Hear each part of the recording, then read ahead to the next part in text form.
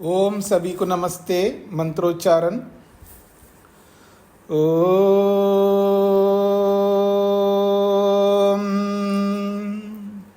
सहनाववतु सहनौ भुनक्तु सह वीर्यं करवावहै तेजस्विनावधीतमस्तु मा विद्विषावहै। ओम शांति शांति शांति।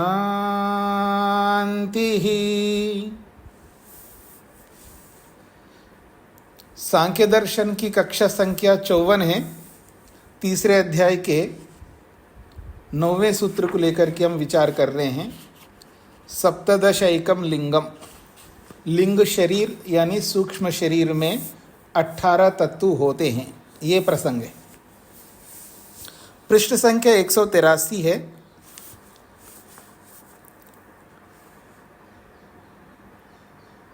पहली पंक्ति के अंतिम वाक्य यथा ही पंचभूतेषु, यहां से प्रारंभ हो रहा है।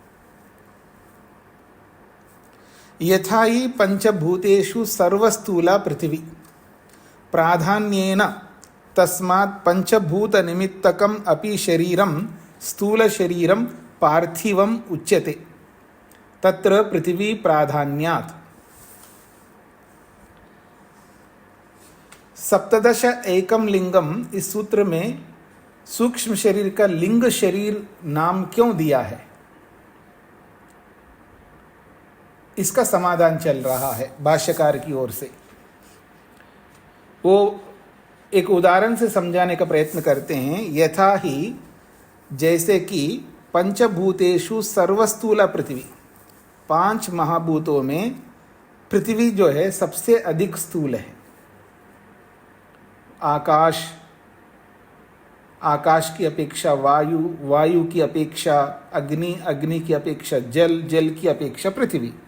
तो जैसे पंचमहाभूतों में पृथ्वी सबसे स्थूल है, प्राधान्येन मुख्य रूप से, तस्मात् इसीलिए, पंचभूत निमित्तकम अपि शरीरम स्थूल शरीरम, ये जो हमारा स्थूल शरीर है ये 5 भूतों से बना हुआ है। तो 5 भूतों से बने हुए होने के बावजूद भी, उसके उपरांत भी पार्थिवम उच्यते, इसको पार्थिव शरीर कहते। पार्थिव शरीर का, पार्थिव शब्द का अर्थ है पृथ्वी से बना हुआ, उसको पार्थिव कहते। जलीय, जल से बना हुआ उसको जलीय कहेंगे। अग्नि से बने हुए को आग्नेय कहेंगे। वायु से बने हुए को वायवीय कहते हैं। ऐसे पृथ्वी से बनी हुई वस्तु को पार्थिव कहते हैं। तो यद्यपि शरीर में 5 भूत हैं, फिर भी इसको पार्थिव क्यों कहते हैं? तत्र पृथ्वी प्राधान्यात्, क्योंकि इसमें पृथ्वी तत्व मुख्य है, इसलिए इसको पार्थिव शरीर कहते हैं। तथा एव अत्र, उसी प्रकार से जैसे शरीर के संबंध में है, तथा एव अत्र उसी प्रकार से यहाँ एकम लिंगम, सप्तदश एकम लिंगम में जो एकम लिंगम जो बोला है, इति ये बात प्राधान्यम अवलंब्य, मुख्यता को ध्यान में रख करके, पृथक निर्देशात, पृथक से इस एकम शब्द को अलग से निर्देश किया है। तो इदम लिंग शरीरम, ये लिंग शरीर भी इसलिए बोला गया है, यत् खलु वचनम उद्धृतम विज्ञान भिक्षु भाष्य, जो कि ऐसा भी वचन विज्ञान भिक्षु भाष्य में भी वर्णन किया है। क्या वर्णन किया? कर्मात्मा पुरुषो यो असौ बंध मोक्ष ही प्रयुज्यते। पुरुष को, आत्मा को कर्मात्मा बोला है, कर्म करने वाला आत्मा, अर्थात अहंकार को बोलते हैं कर्मात्मा। कर्मात्मा जो है अहंकार को बोलते हैं। सांख्य सिद्धांत में अहंकार कर्ता न पुरुषः, ऐसा एक सूत्र आएगा, आप आगे पढ़ेंगे। कर्म कौन करता है? तो अहंकार करता, अहंकार कर्म करता है, न पुरुष, पुरुष जीवात्मा कर्म नहीं करता है। ऐसा एक प्रसंग चलाया है। तो कर्मात्मा पुरुष, कर्म करने वाला पुरुष है, अर्थात अहंकार है।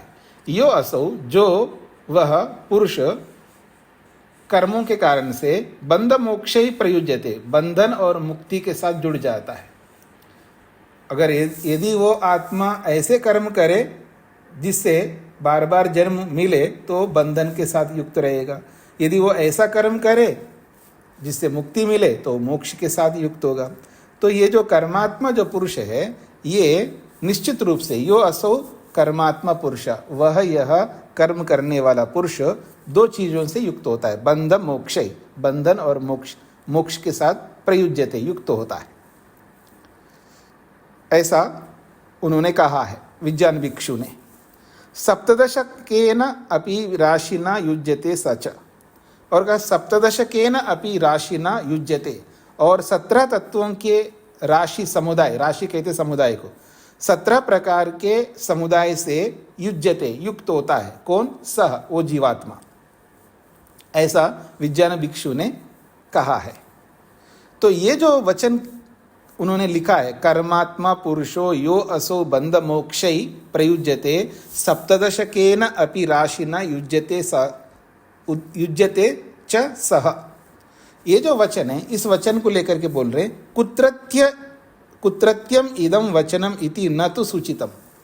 इन्होंने विज्ञान भिक्षु ने इस वचन को अपने भाष्य में उद्धृत किया है, ये वचन कहाँ का है ये तो नहीं बताया उन्होंने। तत्प्रामाणिक शास्त्रस्य अप्रामाणिकस्य इति न युज्यायते, उन्होंने ये जो वचन उद्धृत किया है कर्मात्मा पुरुषों वाला वचन, ये कहाँ से उद्धृत किया है, किस शास्त्र का है, वो शास्त्र प्रामाणिक शास्त्र है या अप्रामाणिक शास्त्र है, ये नहीं बताया उन्होंने। तथापि, फिर भी कोई बात नहीं, कहीं का भी वचन हो, तथापि तथाभूत ग्रंथस्य अपि वचने अस्मिन् न विज्ञान भिक्षु भाष्य पुष्टिर्भवति, चाहे उन्होंने कैसा भी भाष्य किया हो, कहीं से भी लाया हो, पर तथाभूत ग्रंथस्य अपि वचने, जिस किसी भी ग्रंथ से उन्होंने ये वचन उद्धृत किया है, लेकिन वो उस वचन में अस्मिन् न विज्ञान भिक्षु भाष्य पुष्टिर्भवति, इस प्रसंग में विज्ञान भिक्षु के इस भाष्य में वो भाष्य पुष्टि को नहीं करता है। यथा, जैसे कि विज्ञान भिक्षुना सूत्रार्थम अन्यथा कुर्वता अपि संग्रहीता ही 18 पदार्था लिंग शरीरस्य, भले उन्होंने कैसा ही भाष्य किया हो, लेकिन विज्ञान भिक्षु ने सूत्र का जो अर्थ गलत ढंग से ले जाते हुए भी, पर संग्रह के रूप में उन्होंने 18 तत्वों को स्वीकार किया है इस लिंग शरीर में।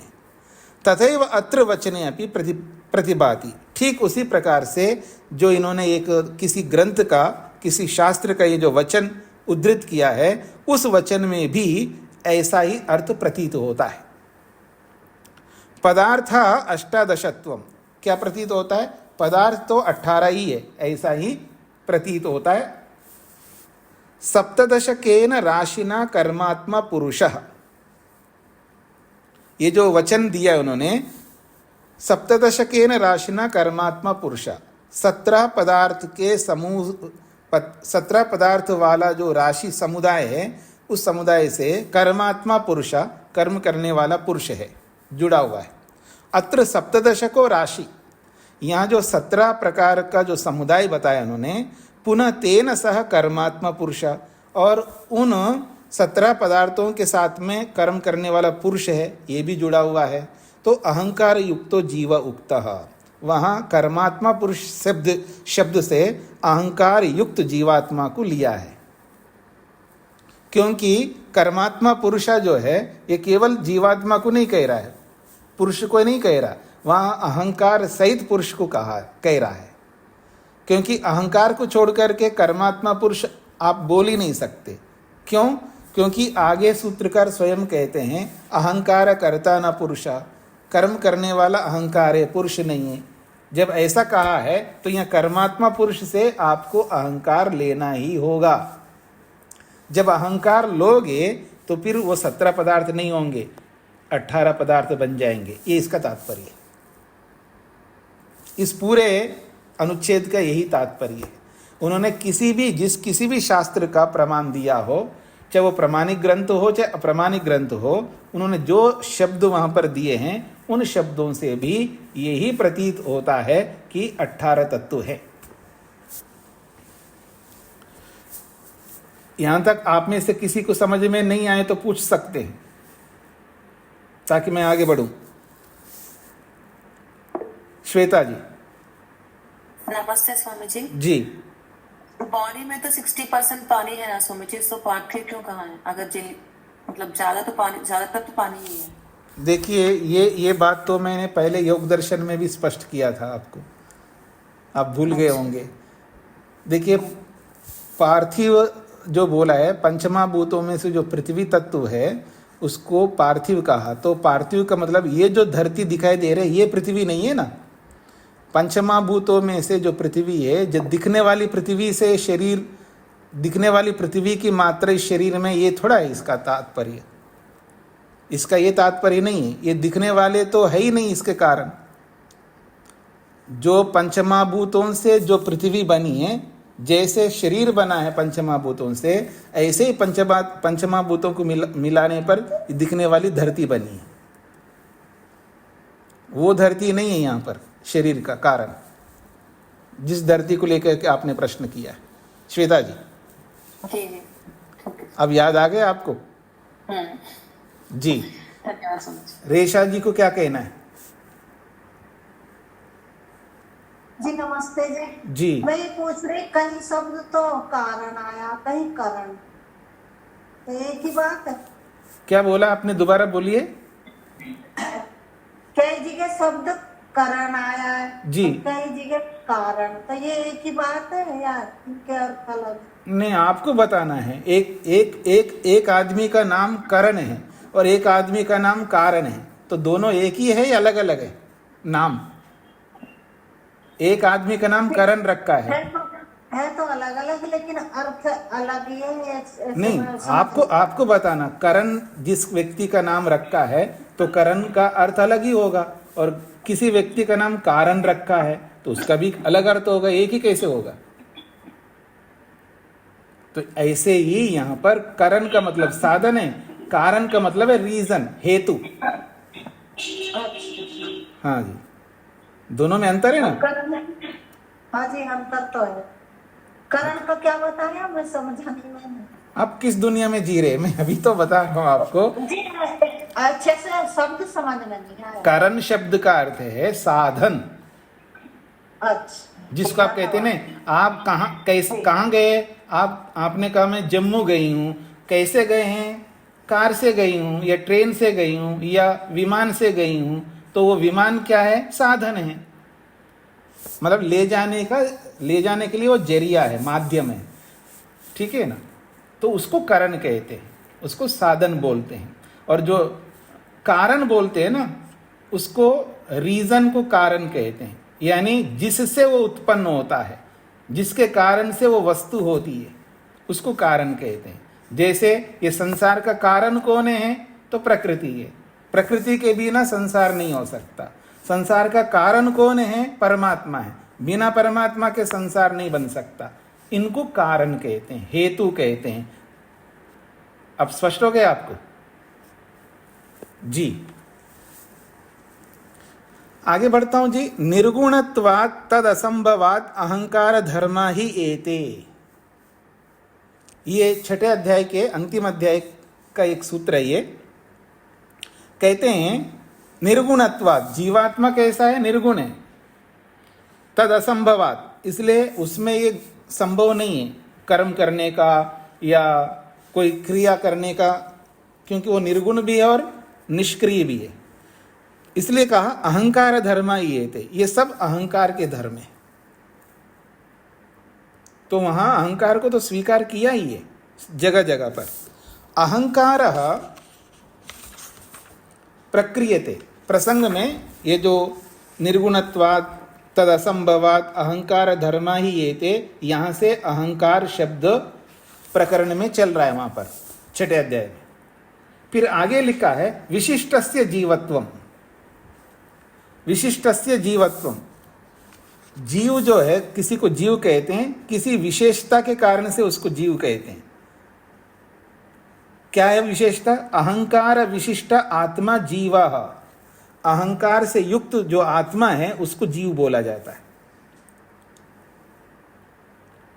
विशिष्टस्य जीवत्वम जो बोला है छठे अध्याय में, वो विशिष्टता क्या है? जीव की। तो अहंकार विशिष्ट आत्मा अहंकार से विशिष्ट, अहंकार से युक्त जो आत्मा होता है उसको जीव बोला जाता है।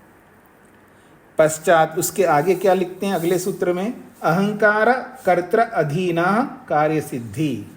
अहंकार कर्तृ अधीना कार्य सिद्धि। अहंकार रूपी कर्ता के अधीन ही सब कार्यों की सिद्धि होती है। तो इस सूत्र में क्या कहा? अहंकार कर्तृत्व अहंकारस्य। छठे अध्याय के इस सूत्र में कर्तृत्व जो है ये अहंकार का है। यद्वा अहंकार विशिष्टस्य आत्मनः भवति, अथवा यूं भी आप कह सकते हैं अहंकार युक्त जीवात्मा का वो कर्म होता है।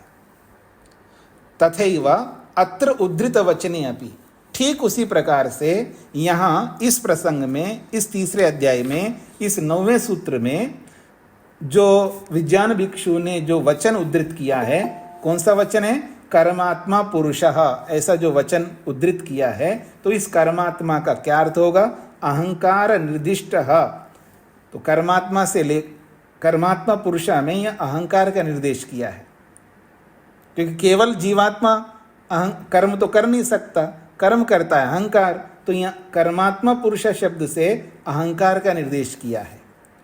सप्तदशकेन राशिना सह संगतः, और ये सप्तदश यानी 17 समूह वाला जो समुदाय है, इससे भी वो संगत बैठता है।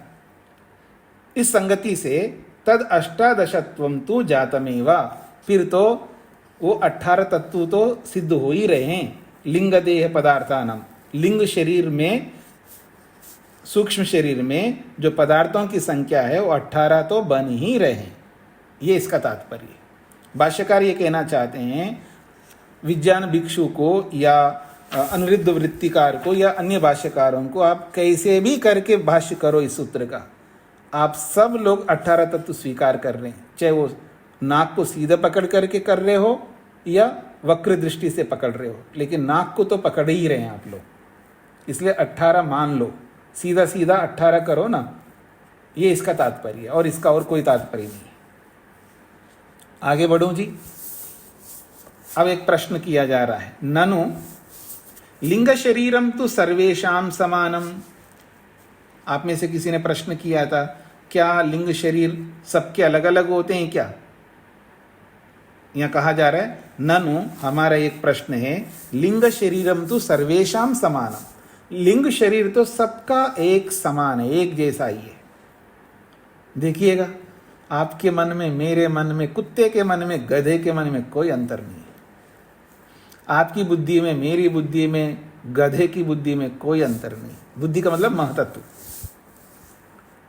जो सूक्ष्म शरीर मेरा है वैसा का वैसा आपका, सेम टू सेम, कोई अंतर नहीं। इसलिए कहा जा रहा है सबके लिंग शरीर, सबके सूक्ष्म शरीर एक समान है।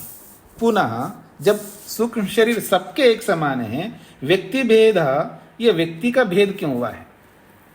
अर्थात कोई तो देव है, कोई तो मनुष्य है, कोई तो कीड़े मकोड़े हैं, कोई तो पशु है, कोई तो सांप है, पता नहीं कोई बिच्छू है। ये जो देव मनुष्य तिर्यक भेद कथम, ये अलग अलग भेद क्यों व्यक्तियों का, शरीरों में क्यों भेद हो रहा है? जब सूक्ष्म शरीर सबके समान है तो स्थूल शरीर भी सबके एक समान होने चाहिए, ये भेद क्यों हुआ? इति आकांक्षाम उच्यते, इस आकांक्षा में उत्तर दिया जा रहा है। सुदेशनाथ जी को क्या पूछना है? स्वामी जी नमस्ते। स्वामी जी, जो कोई काम कोई जीव नहीं करता है, आलसी बनकर पड़ा रहता है, तो जब कोई लोग उसको गाली देते हैं, तुमसे कुछ नहीं होगा, कुछ नहीं होगा, तो उसका अहंकार तत्व जब जाग उठता है वो कर्म में लगता है। तो ये कहाँ से प्रश्न ले आया? ये अभी प्रसंग में चल रहा है क्या ऐसा कोई प्रश्न? मैंने पहले भी बोला था, देखिए अहंकार इधर आया है, जो जीवात्मा अहंकार से जुड़ा हुआ होने से कर्म करता है। नहीं, आप बताइए अहंकार शब्द से क्या अर्थ ले रहे हैं आप? जब जीव अहंकार से जुड़ेगा तब उसको नहीं, मैं ये नहीं पूछ रहा हूँ आपको, अहंकार से जुड़ेगा तब कर्म करता है नहीं करता, ये नहीं पूछ। मैं आपसे एक प्रश्न कर रहा हूँ, आप मेरे से प्रश्न कर रहे हो ना, जी। तो ऐसे ही मैं आपसे प्रश्न कर रहा हूँ, अहंकार शब्द से क्या अर्थ, मीनिंग क्या लेते हैं इसका? अहंकार जो मैं हूँ जो बोलते हैं जीव, वो अहंकार तत्व है। जो उसका जो अस्तित्व का परिचय जीवात्मा का है, वो अहंकार तत्व है। मतलब जिसको आप इंस्ट्रूमेंट, एक साधन, जैसे मन एक तत्व है, ऐसा ही तत्व मान रहे हैं अहंकार को? जी। अच्छा ठीक है, तो अब मेरे को स्पष्ट हो गया आप अहंकार शब्द से क्या अर्थ ले रहे हैं। अब क्या प्रश्न है, अब बोला अपना प्रश्न। मैं इसे समझ रही हूँ कि जो आलसी बनकर पड़ा रहता है, उसका मन में ऐसा आता है कि मेरे से कुछ नहीं होगा। जो ऐसे बनकर जो पड़ा रहता है, तब उसका अहंकार तत्व जाग उठता है जब तो काम में लगता है। नहीं, वो अहंकार तत्व जागेगा तो काम करता है, और अहंकार तत्व जागेगा नहीं तो काम नहीं करता। अहंकार तत्व हमेशा जागा ही रहता है। अच्छा। हाँ, अहंकार तत्व हमेशा जागा रहता है। उसका जो ज्ञान है, उसका जो जानकारी है, वो जब खराब हो जाती है तब वो आलसी बनता है। जब जानकारी ठीक हो जाती है तो कर्म करता है। अर्थात मिथ्या ज्ञान रहेगा इसलिए तो कर्म नहीं कर रहा है, वो आलसी बना। आलसी वो होता है जिसके पास मिथ्या ज्ञान काम कर रहा होता है, और जिसके पास ठीक ज्ञान काम करने लगे तो वो आलसी क्यों रहेगा। अहंकार तो हमेशा जागा रहता है। मिथ्या ज्ञान के कारण काम छोड़ दिया है, और जब जानकारी आ जाती है तो काम प्रारंभ करेगा। अब आपको स्पष्ट हो गया, अहंकार हमेशा जागा रहता है। स्पष्ट हो गया, जी धन्यवाद। जी, हाँ जी। प्रश्न आपके सामने आ गया जी, प्रश्न समझ में आ गया होगा कि सबका लिंग शरीर एक जैसा है तो हमारे स्थूल शरीर में ये भेद क्यों। उसका समाधान सूत्र के माध्यम से दिया जा रहा है। व्यक्ति भेद कर्म विशेषात। व्यक्ति भेद, ये जो व्यक्ति भेद है, शरीरों में जो भेद, व्यक्ति का मतलब या शरीर, ये जो शरीर में भेद है वो कर्मों के कारण से। व्यक्ति भेद तथा विदो व्यक्ति भेद स्थूल शरीर भेद। ये जो व्यक्ति भेद है ये स्थूल शरीर का जो भेद है। देव मनुष्य तिर्यक देह भेद। कैसा भेद है? किसी का देव है शरीर है, किसी का मनुष्य शरीर है, किसी का तिर्यक। तिर्यक मतलब जो टेढ़े मेढ़े चलने वाले प्राणी। जो टेढ़े मेढ़े चलने वाले प्राणी बहुत प्रकार के हैं। सांप भी टेढ़ा मेढ़ा चलता है, शेर बाघ आदि जो जितने भी पशु है, जो खूंखार पशु हैं, वो भी टेढ़े मेढ़े चलते हैं। बिच्छू, चींटी, ऐसे बहुत सारे प्राणी हैं जो टेढ़े मेढ़े चलने वाले, उनको तिर्यक कहते हैं। तो इस तरह का जो भेद है ये क्यों हो रहा है? तो कहते हैं कर्म विशेषात। कर्म विशेषात, विशेष कर्मों के कारण से, अर्थात अदृष्ट विशेषात भवति, अदृष्ट के कारण से। और आपके सामने रख दिया था, अदृष्ट कहते हैं धर्माधर्म को। तो धर्माधर्म के कारण से ये सारे भेद हैं। आप में से भी कुछ लोग बोलते हैं, अक्सर जो है हमारे शिविरों में जब आते हैं, योग शिविर में, शिविर समापन के दिन जब वो अपने अनुभव सुनाते हैं, कोई कहते हैं काश हे भगवान मेरे को अगले जन्म में पुरुष बनाना, मेरे को स्त्री मत बनाना, ऐसे बोला करते हैं। ऐसे बहुत सारे लोगों को बोलते हुए सुना है मैंने। और इस कक्षा में भी बैठे हैं कुछ लोग, वो भी जानते इस बात को, उन्होंने भी सुना है शिविरों में। लेकिन पुरुष नहीं बोलता ऐसा कोई, आज तक मेरे कानों में नहीं आया कि हे भगवान मेरे को अगले जन्म में स्त्री बनाना। क्यों जी? लेकिन स्त्री जरूर बोलती है ऐसा। उनको ऐसा लगता है कि पुरुष शरीर अच्छा है। और एक ओर से वो ये भी बोलती हैं कि स्त्री बड़ी होती है। यत्र नार्यस्तु पूज्यन्ते रमन्ते तत्र देवता। ये बड़ी बड़ी बातें करती हैं, लेकिन यहाँ आकर के फिर वापस पीछे चली जाती है। ये केवल ज्ञान का अभाव है और कुछ नहीं। बाकी इसके ऊपर कोई अभी चर्चा नहीं करूंगा, आगे बढ़ता हूं मैं। तो यहाँ बात है ये कर्म विशेषात। प्रार्थना करने से नहीं होगा, कर्म करो अपने आप हो जाएगा। जो आप चाहोगे, जो जैसी आपकी अभिलाषा है। आज उपनिषद पढ़ा रहा था मैं, उसमें आशा को बहुत बड़ा माना है, आशा को ब्रह्म माना है। आशा का मतलब तमन्ना, इच्छा, अभिलाषा, इसको उन्होंने ब्रह्म माना है उपनिषदकार ने। ये जो आशा है,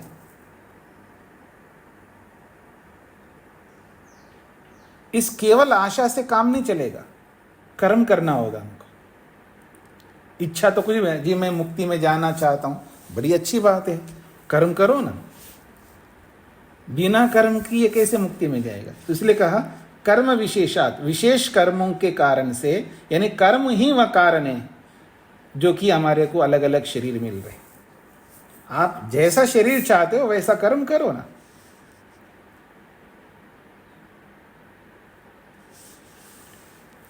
ननो कर्म विशेषो धर्माधर्म रूप अदृष्ट विशेषः। ये कर्म विशेष क्या है? ये धर्माधर्म रूपी अदृष्ट को ही यहां कर्म विशेष बोला है। खलु आत्मानुवर्ती, क्योंकि आत्मा के पीछे पीछे चलने वाला है ये धर्माधर्म। पुनः कथम तेन व्यक्ति भेदा, भले आत्मा के पीछे चल रहा है कर्म, तो इससे व्यक्ति भेद क्यों हो रहा है? स्थूल शरीर में क्यों भेद हो रहा है? तेना व्यक्ति भेद स्थूल शरीरे कथम संभवती, इस धर्म विशेष के कारण से स्थूल शरीर में यह भेद क्यों हो रहा है? अभी भी उसको समझ में नहीं आ रहा है। ननो कर्म विशेषो धर्माधर्म रूप अदृष्ट विशेष। कर्म विशेष क्या है? इसको धर्माधर्म कहेंगे, क्योंकि जिसी के धर्माधर्म के कारण से तो शरीर मिलते हैं हमको। ये नहीं बोला जा रहा है कि ज्ञान से शरीर मिलता है या उपासना से शरीर मिलता है।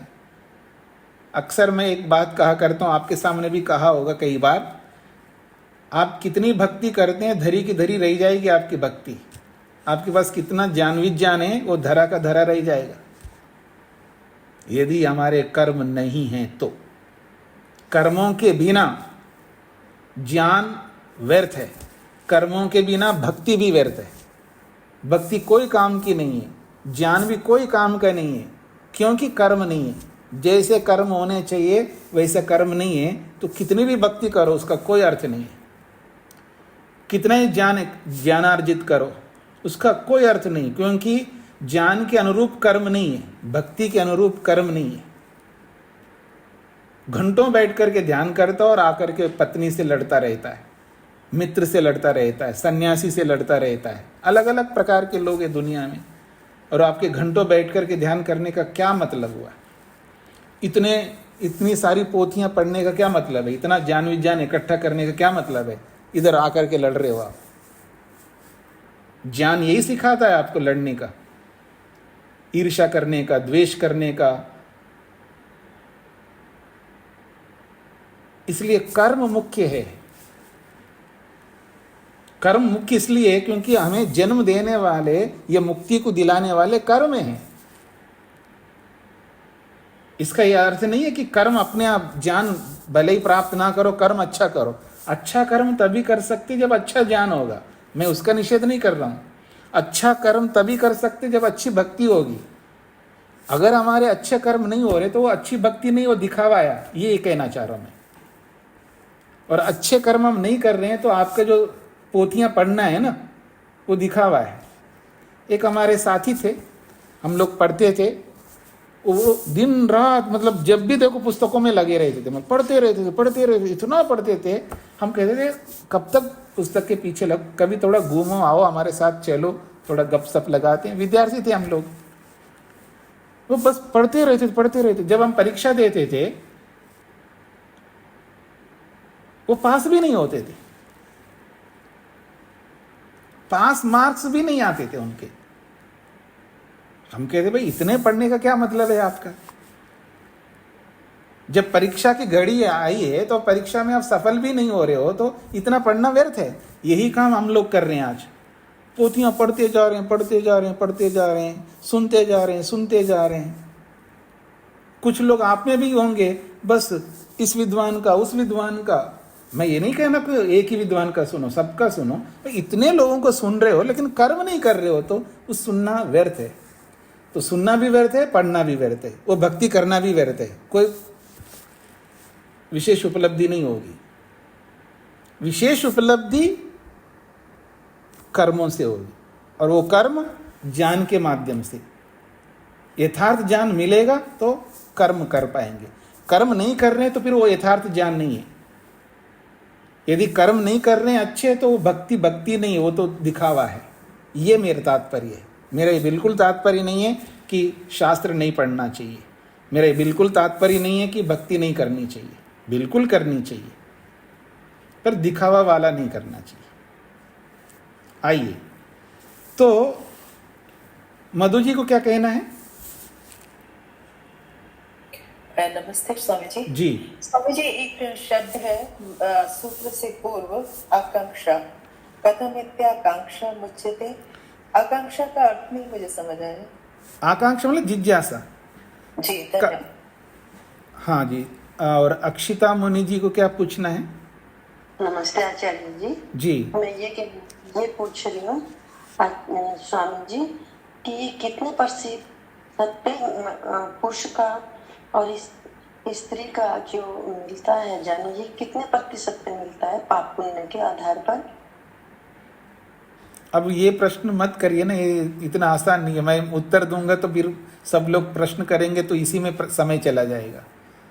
ठीक है, धन्यवाद। मैंने उत्तर तो दिया था, आप उस पर ध्यान नहीं दिया आपने। मैंने ये उत्तर दिया है, लेकिन थोड़ा सा और क्लियर चाहिए। दिया है मैंने ध्यान, तभी मुझे ये क्वेश्चन आया है। अब प्रतिशत, आप प्रतिशत को ज्यादा ही प्रतिशत मान लो ना।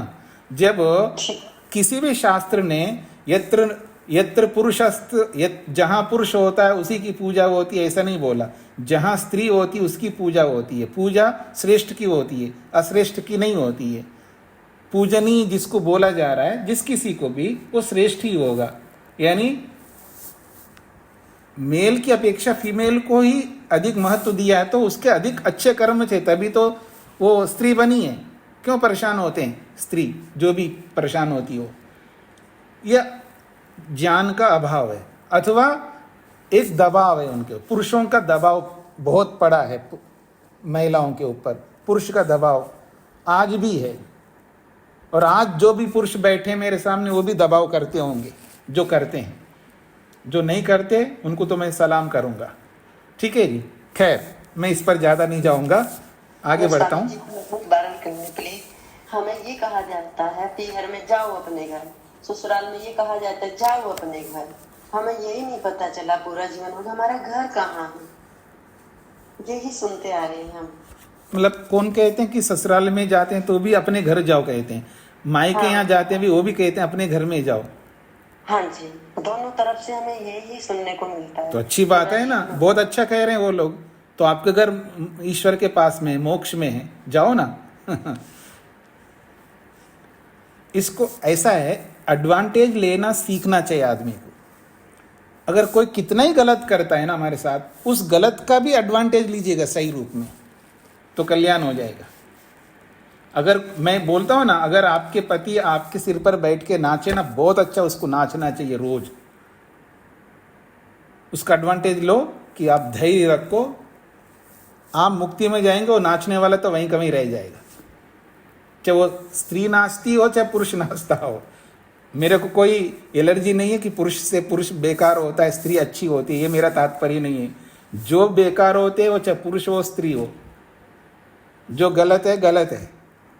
तो चाहे कोई भी नाचता है हमारे सिर पर बैठ करके, नाचने वाला तो यहीं रह जाएगा और उसको सहन करने वाला मुक्ति में जाएगा। एक ओर से तो आप बोलते हो सहोसी सहो मई धेहि, और एक ओर से तो आप सहन नहीं करना नहीं चाहते, नहीं मेरे सिर से ऊपर निकल गया, अब मेरे को बर्दाश्त नहीं होता, अब मेरे को सहन नहीं करना है। और एक बात यह है कि अगर जब आपको सहन नहीं करना है तो रहते क्यों उसके साथ में, चाहे वो स्त्री हो चाहे पुरुष हो। अगर रहते हो तो सहन करना होगा, दूसरा कोई विकल्प नहीं, याद रखना। मैं आप सबसे कह रहा हूं, यदि आप उनके साथ रह करके आप परेशान हो रहे हो, दुखी हो रहे हो, तो दुनिया में दुखी होने के लिए नहीं आए। आप सहन करो, जो भी वो करते हैं सबको पी लो विष की तरह, शिव की तरह। और नहीं पी सकते हैं तो वहां नहीं रहो, उसके साथ नहीं रहो, चाहे वो कोई भी हो। और आप साथ भी रहना चाहते हैं और दुखी भी रहना चाहते हैं, फिर आपको भगवान आकर के भी नहीं समझा सकते। बाकी आप जानो। तद अधिष्ठान आश्रये देहे तद्वादात तद्वादः।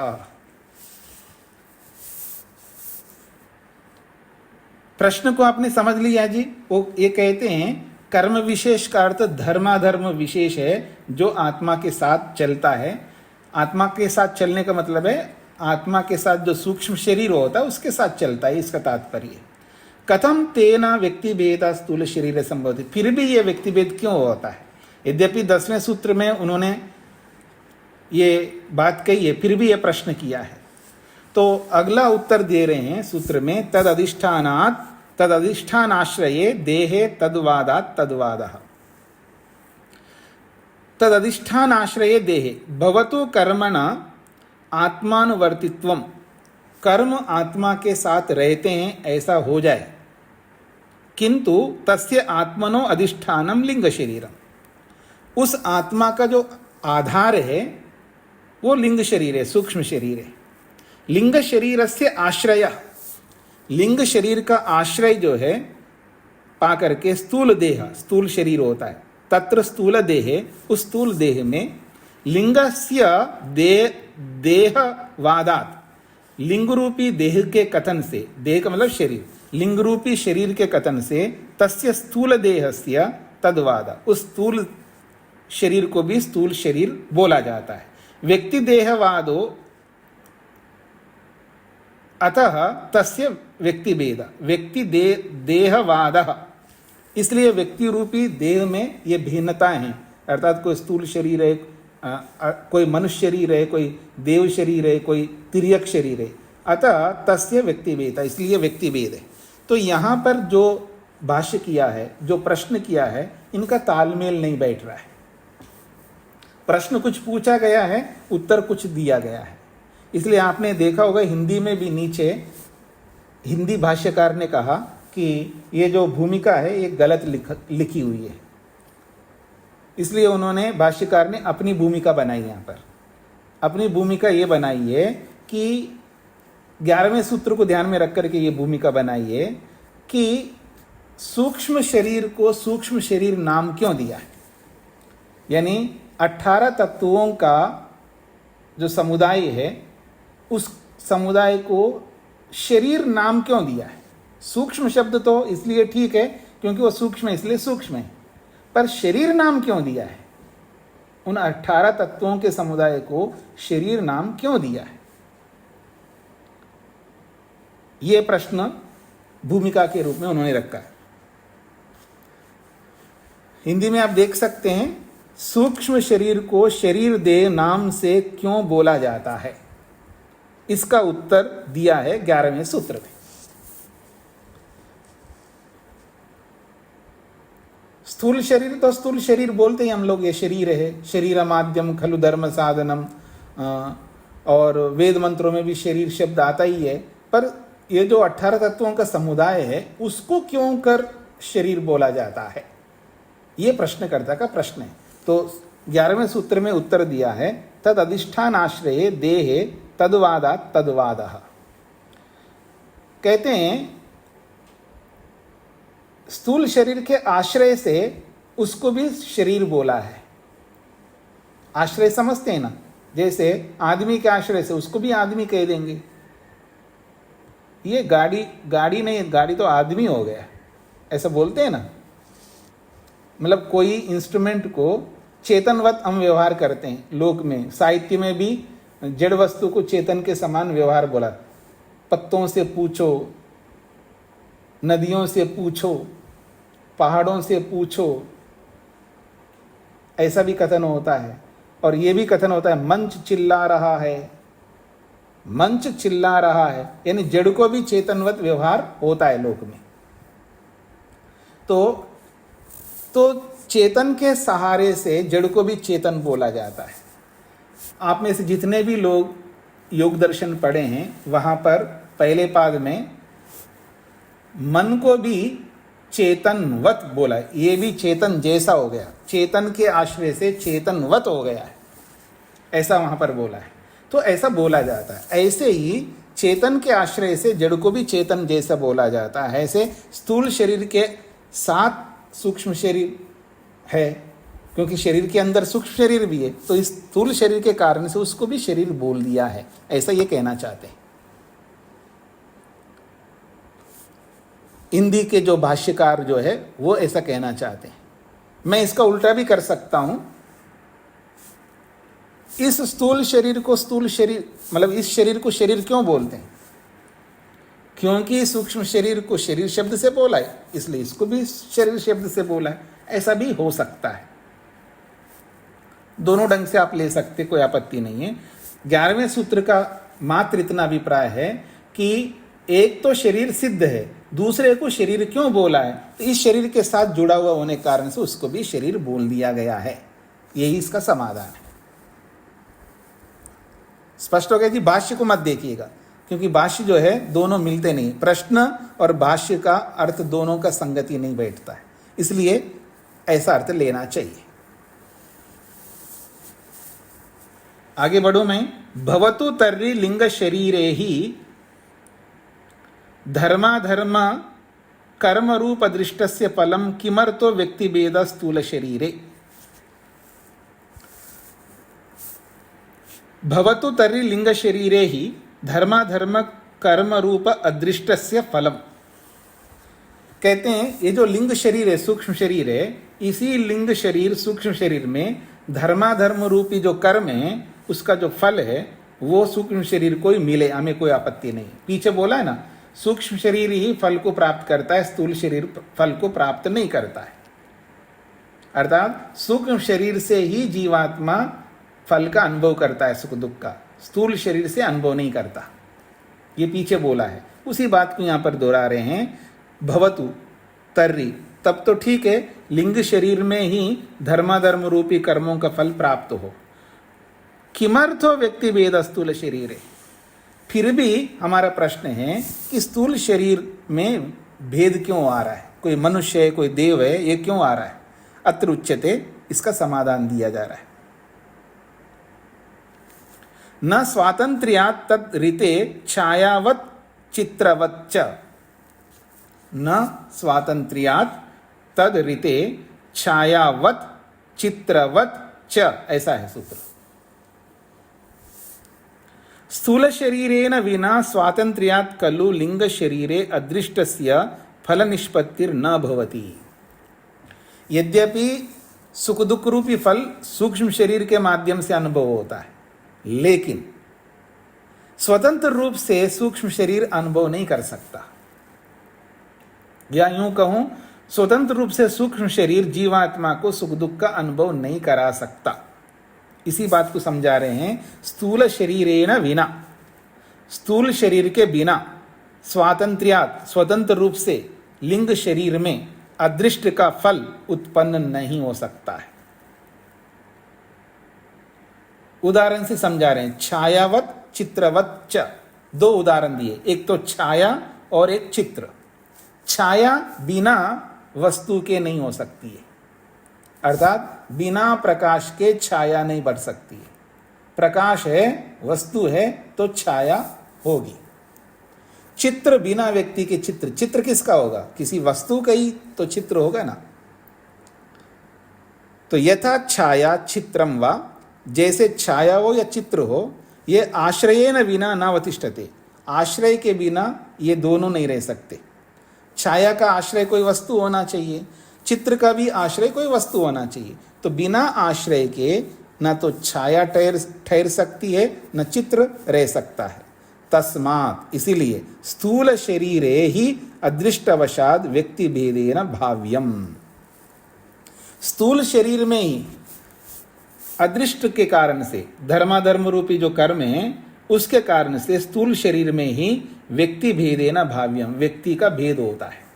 अर्थात ये जो अदृष्ट है, किस व्यक्ति का कैसा अदृष्ट है, किस व्यक्ति का धर्म कितना है, अधर्म कितना है, अर्थात किस व्यक्ति के कितने धर्म वाले कर्म हैं, कितने अधर्म वाले कर्म हैं, उसके आधार पर स्थूल शरीर में भेद होता रहता है। क्योंकि ये जो फल है ना, फल शरीर भी तो फल है ना, शरीर भी फल है, और बिना स्थूल शरीर के वो फल का अनुभव कौन करेगा? कर नहीं सकता। सूक्ष्म शरीर केवल आत्मा को अनुभव नहीं करा सकता फल। इससे भी एक बात मैं आपको कहना चाहूंगा, जो आगे जाकर के आप 5वें अध्याय में भी पढ़ेंगे। आप में से भी हो सकते हैं कोई डरते होंगे भूत से, प्रेत से, कि जी यहाँ एक आदमी मर गया था, अब वहां हम नहीं जा सकते क्योंकि वहां उसकी आत्मा वहां भटक रही है। किसी के मन में ऐसा कोई भय हो तो निकाल देना। क्या कि बिना स्थूल शरीर के कोई भी आत्मा किसी को कुछ भी नहीं कर सकता। वो अपनी भी अनुभूति नहीं कर सकता तो दूसरे को क्या दुख देगा, दूसरे को क्या डराएगा? यहां सुन रहे ना, पढ़ रहे ना कि बिना स्थूल शरीर का सूक्ष्म शरीर केवल कुछ भी अनुभव नहीं कर सकता बिना स्थूल शरीर के। यानी सुख हो, दुख हो, चाहे कोई भी फल का अनुभव करना है, वो बिना स्थूल शरीर के आत्मा कुछ नहीं कर सकता। न खुद अनुभव कर सकता, न दूसरे को कोई डरा सकता है। मैं अपना एहसास ही नहीं कर सकता तो आपको क्या डराएगा? कोमा में बैठा हुआ, कोमा में जो लेटा हुआ आदमी, वो आपको क्या डराएगा? वो खुद को भी अनुभव नहीं हो रहा मैं क्या कर रहा हूं, लेटे लेटे इतने साल हो गए लेटा हुआ हूं, उसको एहसास भी नहीं हो रहा है कि मैं लेटा हुआ हूं, वो होश में नहीं है, तो आपको क्या डराएगा? वो ये तो समझ में आता है ना आपको? कोमा में जो लेटा हुआ है वो आपको कुछ भी डरा नहीं सकते, ये तो समझ में आ रहा है ना? ठीक इसी प्रकार से जिसका स्थूल शरीर ही नहीं है, वो तो शरीर छोड़ करके गया। शरीर को तो आप अपने आंखों से देखते ही है उसको जलाते हुए। जिसका स्थूल शरीर है ही नहीं है, अब वो आत्मा भटक करके आपको क्यों परेशान करेगा? आपके घर के इर्द गिर्द घूमता रहेगा क्यों? ईश्वर नहीं है क्या? ईश्वर क्या कर रहा है? वो ऐसा भटक रहा है तो उसको भटकने क्यों दे रहा है भगवान? ईश्वर समर्थ नहीं कि उसको अपने अधिकार में लेने में। वो ईश्वर से बड़ा हो गया वो आत्मा जो ईश्वर के अधिकार में ना रहे। निकालता ईश्वर है, डालता ईश्वर है, तो ईश्वर के अधिकार में रहेगा ना। शरीर से निकालने वाला भी ईश्वर है, दूसरे शरीर में डालने वाला भी ईश्वर है। एक बार निकालने के बाद उसको ऐसे छोड़ देता है आपकी तरह। आपकी तरह का मतलब है कोई पैदा करके बच्चे को ऐसे ही कूड़े में डाल करके चले जाते हैं ना। जो पैदा करके बच्चे को, कितने लोग होंगे ऐसे जो दुनिया में पैदा तो करते हैं और उसको कूड़े में या कहीं इधर उधर नाले में या कहीं ना कहीं ऐसे फेंक करके जाते हैं। पैदा करना तो आ गया उनको, लेकिन उसको बस फेंक दिया। ऐसे शरीर से निकालना तो आया भगवान को, लेकिन उसको अपने अधिकार में रखना नहीं आया। ऐसे कैसे आप सोच सकते हैं? इसलिए कहा जा रहा है बिना स्थूल शरीर के आत्मा कुछ नहीं कर सकता। आगे बढ़ता हूं जी। ननु लिंग शरीरम न चेतनम किंतु जड़मस्ति पुनर्जड़स्य अपि जड़म आश्रयो अदृष्ट फलाय इति कथम युज्यते। हाँ जी, शकुंतला जी को क्या कहना है? नमस्ते स्वामी जी। जी, इस क्षमा करना, मुझे इस तद्रिते का अर्थ मैं नहीं समझ पाई। तद अलग है, रीते का मतलब है बिना।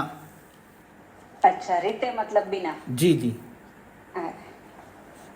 धन्यवाद स्वामी जी जी। प्रश्न है ननु लिंग शरीरम न चेतनम। लिंग शरीर सूक्ष्म शरीर, तो सूक्ष्म शरीर चेतन तो नहीं है, किंतु जड़म अस्ति, वो जड़ है। पुनः फिर जड़स्य अपि जड़म आश्रय, जड़ का भी जड़ आश्रय होता है क्या? अदृष्ट फल आया, अदृष्ट फल देने के लिए। कथम युज्यते, ये कैसे बात समझ में नहीं आ रही है? जड़ का आश्रय जड़ कैसे हो सकता है? यह प्रश्नकर्ता का प्रश्न है। क्यों जी, जड़ का आश्रय जड़ हो सकता है क्या? हाँ जी, अनीता जी, डॉक्टर अनीता जी को क्या पूछना है?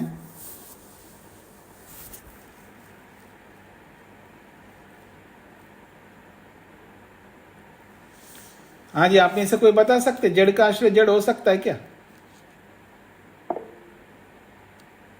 हाँ जी, अल्पना जी। हाँ जी, नमस्ते स्वामी जी। जी। हाँ जी स्वामी जी, होता है जैसे घड़ा मिट्टी, ये मिट्टी जो है वो आश्रय है घड़े का, या पानी का, ईटा भी कह सकते हैं। हाँ। हाँ जी, पानी का भी है। ठीक है, ऐसे क्यों नहीं हो सकते? सारे सारे पूरी सृष्टि जो है एक दूसरे के आश्रय से रह रही है। आप स्पेस साइंस को देखिए थोड़ा सा, धरती का आश्रय सूर्य, सूर्य का आश्रय अब हमारी जो क्या बोलते हैं आकाश गंगा है, आकाश गंगा का आश्रय दूसरी आकाश गंगा, ऐसे जड़ पदार्थ एक दूसरे के सब आश्रय बनते, इसमें कोई बात नहीं है। तो प्रश्नकर्ता कह रहे हैं लिंग शरीर तो चेतन नहीं है, जड़ है, तो फिर हमारा प्रश्न है जड़ का भी आश्रय जड़ कैसे हो सकता है? अदृष्ट फला है, अदृष्ट को भोगने के लिए प्रश्न इसलिए कर रहे हैं कि स्थूल शरीर के बिना सूक्ष्म शरीर फल का उपभोग नहीं करा सकता। ये बात 12वें सूत्र में जब बोला है तो उस पर यह प्रश्नकर्ता का प्रश्न है कि जड़ का आश्रय जड़ कैसे हो सकता है? अदृष्ट के फलों को भोगाने के लिए जड़ का आश्रय जड़ कैसे हो सकता है? इसका उत्तर दे रहे हैं अगले सूत्र में। मूर्तत्वे अपि न संघात योगात् तरणीवत्। मूर्तत्वे अपि न, मूर्तत्वम अत्र जड़त्वम गृह्यते। मूर्तत्व शब्द से सूत्र में जो मूर्तत्व शब्द आया है इसका अर्थ जड़ ले रहे हैं। लिंग शरीरस्य मूर्तत्वे अर्थात जड़त्वे अपि, लिंग शरीर यद्यपि मूर्त रूपी जड़ है होने पर भी न अदृष्ट फलवत्वम, वो अदृष्ट का फल उपभोग नहीं कर सकता है। संघात योगात, संघात के योग, संघात का योग जब तक नहीं होता है अर्थात जब तक स्थूल शरीर नहीं होता तब तक वो नहीं कर सकता। तरणीवत ये उदाहरण है। यथा तरणी, तरणी कहते हैं सूर्य के किरण को। यथा तरणी, जैसे तरणी अर्थात सूर्य प्रकाश, सूर्य का जो प्रकाश है किरण है वो संघातस्य, जब तक वो संघात नहीं होता है। पिंडीभूतस्य अर्थात जब तक वो एकत्रित नहीं होता है। स्थूलस्य जब तक वो स्थूल नहीं होता है। उस स्थूल के योग से ही व्यक्ति भवति, उसका प्रकट होता है, उसका प्रकटीकरण होता है। एक किरण जो है वो हमें दिखाई नहीं देगा, अनेक किरण मिलेंगे तब दिखाई देता है। तथैव ठीक इसी प्रकार से लिंग शरीरम जड़ सदपि, लिंग शरीर जड़ होता हुआ भी स्थूल शरीरम अपेक्षते, स्थूल शरीर की अपेक्षा रखता है। तस्मात् व्यक्ति भेदः तत्र उचिता, इसलिए व्यक्तियों में भेद जो कह रहे हैं वो उचित है। कर्मों के कारण से ही वहां पर व्यक्तियों में भेद होता है। इतना ही रखते हैं इसको। किसी को कोई प्रश्न करना हो तो कर सकते हैं।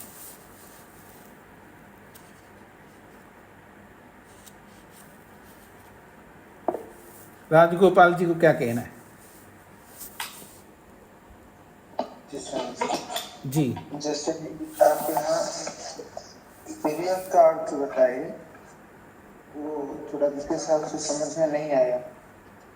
तिर्यक कहते हैं टेढ़े मेढ़े को, टेढ़े मेढ़े चलने वाले। मनुष्य भी तिर्यक हो सकता है, मतलब सीधी चाल नहीं चलता है, कभी कभी झूठ बोलता है, कभी चोरी करता है, कभी कुछ करता है, ऐसे टेढ़ा मेढ़ा ही कर्म करता है, उसको भी तिर्यक कह सकते हैं। योग दर्शन में भी मनुष्य को भी तिर्यक बोला है वहाँ पर, ठीक है ना। तो इसलिए तिर्यक जो भी सीधा काम नहीं करता है, सरल काम नहीं करता है, घुमा फिरा करके काम करता है, उसको भी तिर्यक कहते हैं। और पशु पक्षियों में भी तिर्यक योनि होती हैं। जैसे चींटी है वो सीधी नहीं चलती है, वो टेढ़े मेढ़े चलती है। बिच्छू है, सांप है, ऐसे बहुत सारे प्राणी हैं जो सीधा नहीं चलते हैं, टेढ़े मेढ़े चलते हैं, उनको भी तिर्यक बोलते हैं। जी, जैसे केवल पहले संज्ञा अनुसार तो हो जाता है, किंतु केवल चाल के दृष्टिकोण से हम नहीं कर सकते ना। हाँ जी, चाल के दृष्टि से ही बोला है, चाल के दृष्टि से भी है तिर्यक। तिर्यक योनि जो है, जब मनुष्य बोला है, देव बोला है, फिर तिर्यक बोलने से वहाँ टेढ़े मेढ़े चलने वाले प्राणियों को ही लिया जाता है। जी जी, ठीक है, धन्यवाद। हाँ जी, वर्मा जी को क्या कहना है? नमस्ते स्वामी जी। जी स्वामी जी, 13वां जो सूत्र है थोड़ा सा बहुत ज्यादा स्पष्ट नहीं हो पाया, क्या कर? ये कह रहे हैं मूर्तत्वेपि का अर्थ है मूर्त होने पर भी, अर्थात जड़ होने पर भी। संघात योगात, संघात का योग जब तक नहीं होता है तब तक वो कार्य काम का नहीं होता है। मतलब जड़ होकर के भी, भले वो जड़ है तो भी संघात का योग होना चाहिए, अर्थात वो अनेक मिल करके एक होना पड़ेगा उसको, तब जा करके वो काम करने का योग्य होता है। केवल सूक्ष्म शरीर से काम नहीं चलेगा, संगात चाहिए, अर्थात स्थूल शरीर भी उसके साथ जुड़ना चाहिए, सब होने चाहिए, तब जा करके फल का उपभोग कर सकते हैं। उदाहरण दिया तरणी के समान, सूर्य के किरण के समान। जैसे एक किरण से काम नहीं चलता, हमको दिखाई नहीं देगा, लेकिन अनेक किरण मिलेंगे तब दिखाई देते हैं। ठीक इसी प्रकार से केवल सूक्ष्म शरीर से काम नहीं चलेगा और केवल स्थूल शरीर से काम नहीं चलेगा, दोनों का संगात होगा तभी ही फल का भोग कर सकते हैं, इसका तात्पर्य है। जी स्वामी, धन्यवाद स्वामी। जय नारायण जी। नमस्ते स्वामी जी। सूक्ष्म शरीर और प्राण शब्द का क्या संबंध है? देखिए, प्राण शब्द का कहीं कहीं प्राण अपान व्यान उदान लेते हैं और कहीं कर्मेंद्रियों को भी प्राण शब्द का अर्थ लेते हैं। अब जब आप सत्यार्थ प्रकाश पढ़ेंगे, सूक्ष्म शरीर में वहाँ प्राण को जोड़ा है, 5 प्राण, 5 ज्ञानेंद्रियाँ, 5 तन्मात्राएं और महतत्व, अहंकार और मन, तो वहाँ 5 प्राणों को गिरा है। वहाँ 5 प्राणों का अर्थ है वहाँ 5 कर्मेंद्रियाँ। कहीं प्राण का अर्थ कर्मेंद्रिय लेते हैं, कहीं प्राण का अर्थ प्राण अपान व्यान उदान लेते हैं, कहीं प्राण का अर्थ जीवात्मा लेते हैं, कहीं प्राण का अर्थ परमात्मा लेते हैं।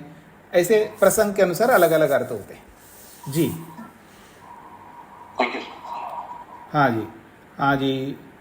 ममता जी को क्या कहना है? जी स्वामी जी नमस्ते जी। स्वामी जी, भूमिका में एक शब्द बार बार आता है नॉनो, नॉनो शब्द का अर्थ क्या है? ननु, ये प्रश्न को प्रस्तुत करें। ननु का मतलब मेरा एक प्रश्न है, प्रश्न को कहने के लिए ननु शब्द का प्रयोग होता है। अच्छा ठीक है स्वामी जी, धन्यवाद। नरेंद्र जी को क्या कहना है? स्वामी जी ओम जी। स्वामी जी 11वें सूत्र में दूसरी पंक्ति में ये ब्रैकेट में आया है स्थूल देह के बाद,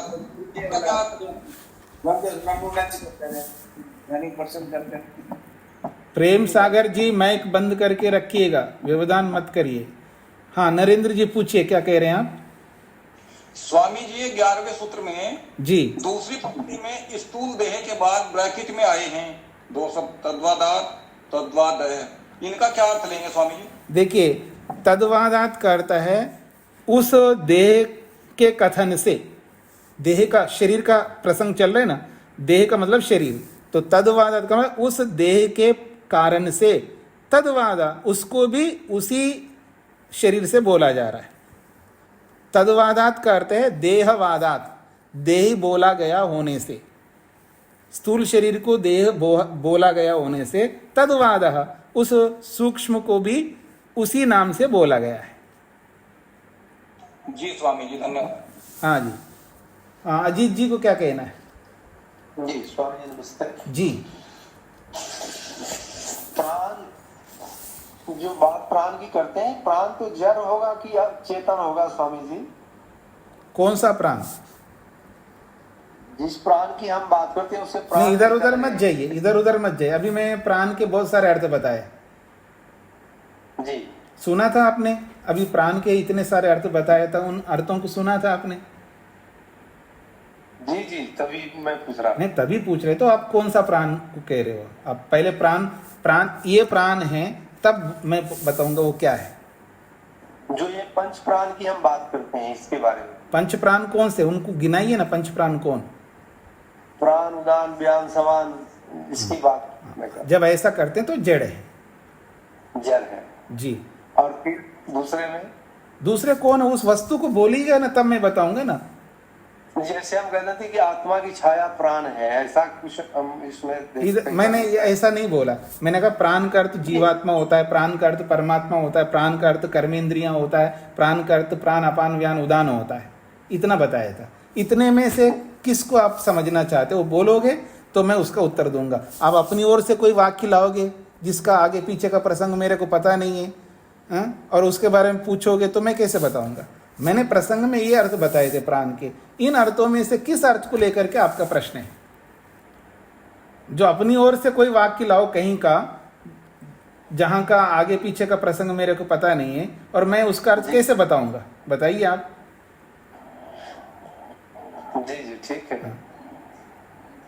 और आपको समस्या क्या आ रही है कि प्राण के अर्थ इतने होते हैं, तो जहां जैसा प्रसंग होगा वो अर्थ ले लेना। जड़ का प्रसंग है तो जड़ लेना, चेतन का प्रसंग है तो चेतन लेना, ये भी मैंने बताया।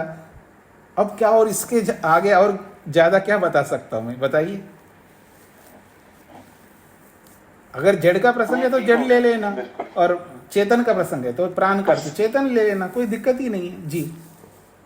प्रसंग के अनुसार ही इसके अर्थ ले सकते हैं। हाँ जी, हाँ जी, ये तो अंडरस्टूड है जी जी। जब एक शब्द के अनेक अर्थ होते हैं, वो अनेक अर्थ एक ही जगह पर नहीं होते हैं, वो प्रसंग के अनुसार ही होते हैं। जी जी स्वामी।